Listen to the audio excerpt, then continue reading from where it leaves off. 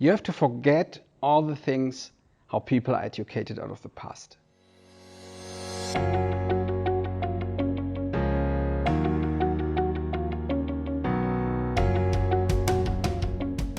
We should jump in this topic out of this perspective. So there are tons of the jobs that will disappear in the near future. If you go to the website of the OECD Forum and the World Economic Forum, you get all this information where they describe which kind of job will disappear, but also the opportunities of new jobs in new fields like the green economy.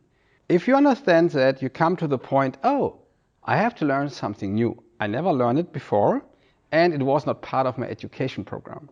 So for that, it's not like lifelong learning, it's like to unlearn something and to learn something new first. Second is, in the talent transfer, is to learn from your coworkers. In that moment, when work is visible, means you get an idea what the people around are doing, you can learn from them just by the visibility. If you go to the shop floor, or I learned carpenter 34 years ago, I would say the biggest impact of learning was with the visibility. You see how the people act with the machine, how they use the tooling. Absolutely, yeah. And I believe that is this is the biggest impact to activate future skills. And for that reason, these office buildings get a totally new chance. They are a little bit like your university, they are like your atelier, they are like your shop floor, because you need these spaces to learn these things. I don't believe that you can learn all these things remote, because if you do that remote, you get not the full access to the full team. You have to unlearn things because it's like, think you do sports, you play golf or tennis or you go skiing, and then maybe you have, I would say, you train yourself like a kind of a misadvantage.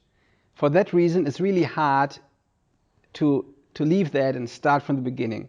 And in doing business, it's the same.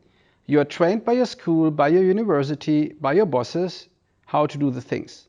And it's really important to forget that, to make it entire reset, and to start from the scratch. I believe gamification is super important. Let us look for a second to kids. Kids have physical toys, new one, and some of these toys are connected to the Internet of Things. So they learn by using the toys how to use them. Think about Lego or think about DJI RoboMaster. And for us it's the same gamification, because gamification helps you to endeavor the toolkit, name it soft and hardware, then to use the power of your team, of your squad, like if you're a gamer, you have a squad, how they help you to be better, or you see, okay, I hand it over to Tom or to Susie. And for that reason, I believe it's super important to come from that perspective. Talent transfer and the role of a leader is real challenging, because you have to forget all the things how people are educated out of the past. You have to work with serendipity, with coincidence. You have to give freedom that, okay, let us do it that way, and you have no idea what would happen.